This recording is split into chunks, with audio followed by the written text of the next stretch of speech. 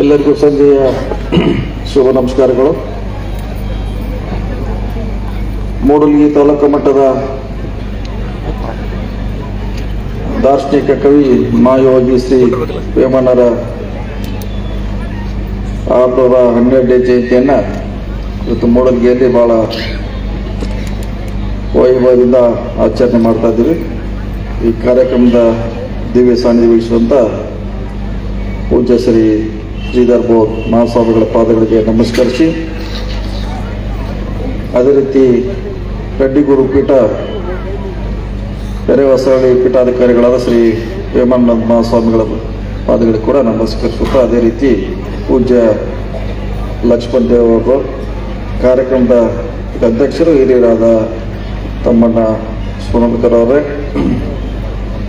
ಮಹಿಳಾ ಮತ್ತು ಮಕ್ಕಳ ಕಲ್ಯಾಣ ಸಚಿವರಾದ ಶ್ರೀಮತಿ ಲಕ್ಷ್ಮೀ ಹೆಬ್ಬಾಳ್ಕರ್ ಅವರೇ, ರಾಜ್ಯಸಭಾ ಸದಸ್ಯರು ಆತ್ಮೀಯರಾದ ಈರಣ್ಣ ಕಡಾಡಿ ಅವರೇ,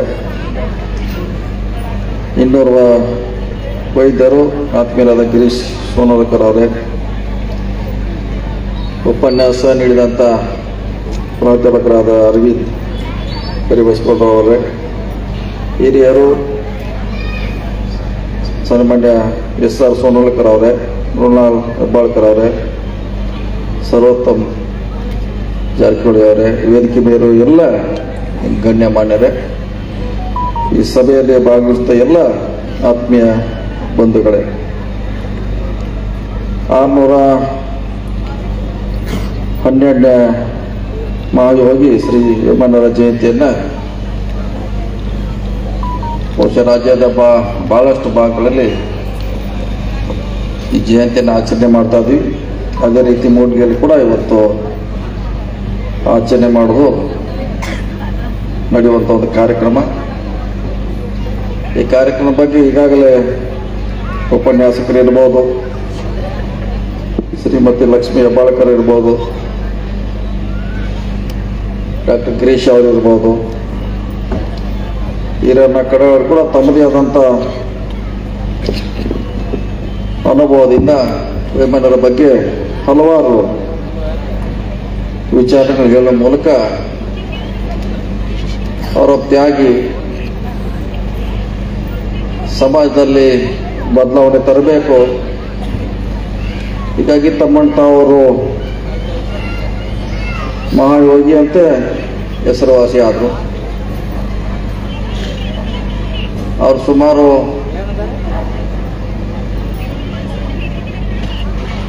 6 ವರ್ಷಗಳ ಹಿಂದಿರಬಹುದು ಬಹುಶಃ ಅವರ ಪಯಣ. ಆ ಸಂದರ್ಭ ನಮಗೆಲ್ಲ ಒಂದು ದಾರಿ ತೋರಿಸ್ಬೇಕು, ಸರಿಯಾದ ದಿಕ್ಕಿನಲ್ಲಿ ಸಮಾಜಗಳ ಮುನ್ನಡೆಯಬೇಕು, ಇವನು ಒಂದೇ ವೇದಿಕೆ ತರಬೇಕಂತ ಅವರ ಹೋರಾಟದ ಪ್ರಯತ್ನ ಇರಬಹುದು ಅಂತ ನಾನು ಭಾವಿಸ್ತಾ ಇದ್ದೇನೆ. ಅವರ ವಿಚಾರಗಳು ಕೂಡ ಎಲ್ಲ ನಾಯಕರಿಗೆ ಸಮನಾಗಿ ಹೋಲ್ತಿದ್ದಾವೆ. ಅದು ಬುದ್ಧನ ಕಾಲದಿಂದ ಹಿಡಿದು ಬಹುಶಃ ಬಸವಣ್ಣವ್ರ ಕೈ ಹಿಡಿದು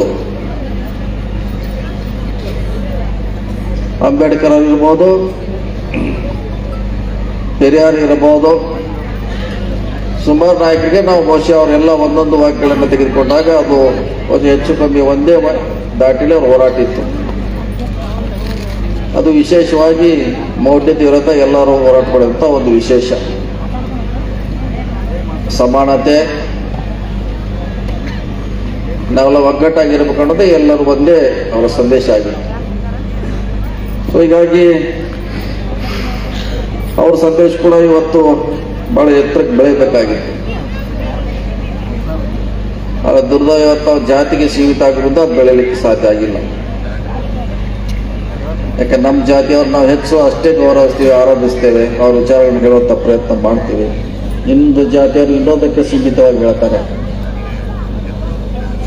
ಸೊ ಹಿಂದೆ ನಮ್ಮನ್ನೆಲ್ಲ ಜಾತಿ ಮೂಲಕ ಹೊಡೆದಾಳುವಂಥ ನೀತಿ ಪ್ರಾರಂಭವಾಗಿ ನಾವೆಲ್ಲ ಇವತ್ತು ಇಷ್ಟು ಜಾತಿಗಳನ್ನು ಇಷ್ಟು ಧರ್ಮಗಳನ್ನು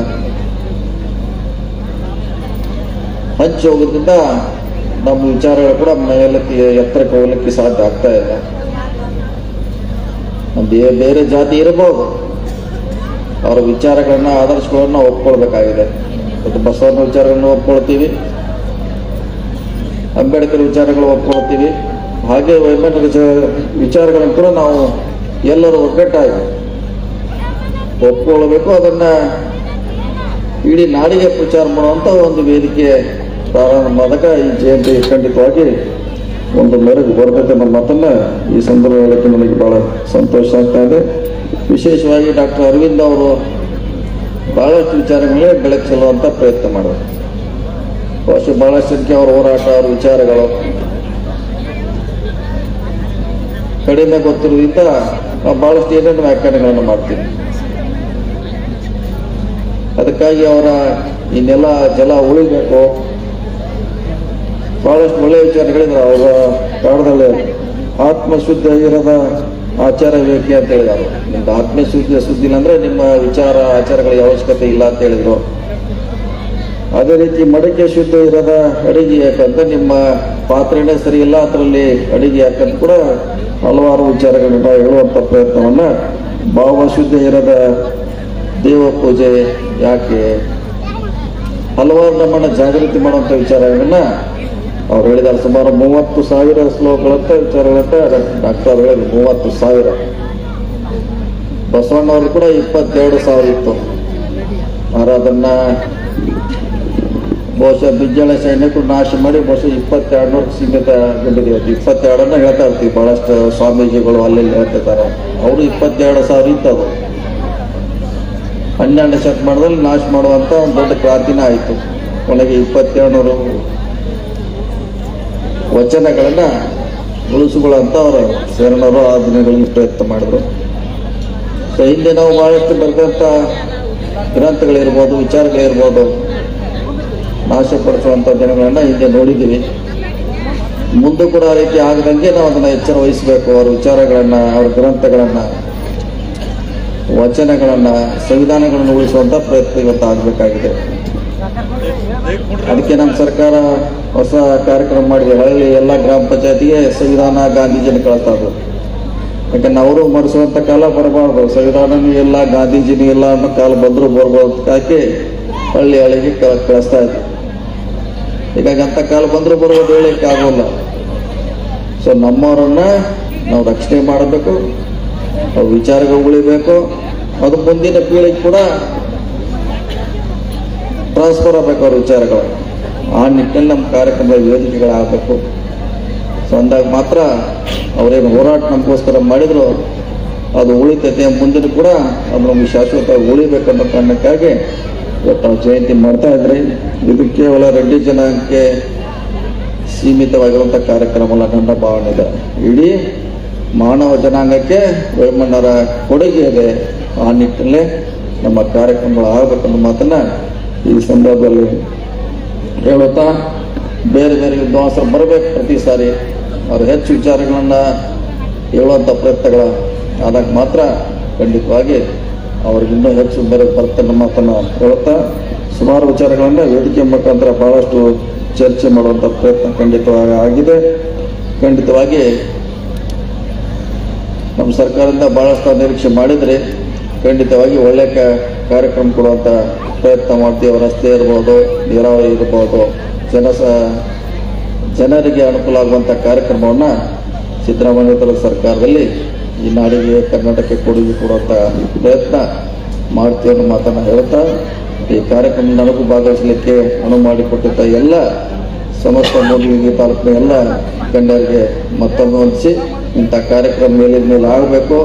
ಎಲ್ಲ ವಿಚಾರಗಳನ್ನು ಕೂಡ ಒಂದೇ ವೇದಿಕೆಯಲ್ಲಿ ಚರ್ಚೆ ಮಾಡಿದ್ರೆ ಇನ್ನೂ ಹೆಚ್ಚು ಅದಕ್ಕೆ ಮಹತ್ವ ಬರ್ತಾರೆ ಅನ್ನೋ ಮಾತನ್ನ ಹೇಳಿ ಮತ್ತೊಮ್ಮೆ ತಮಗೆ ಹೊಂದಿಸಿ ನನ್ನ ಮಾತು ನಮಸ್ಕಾರ.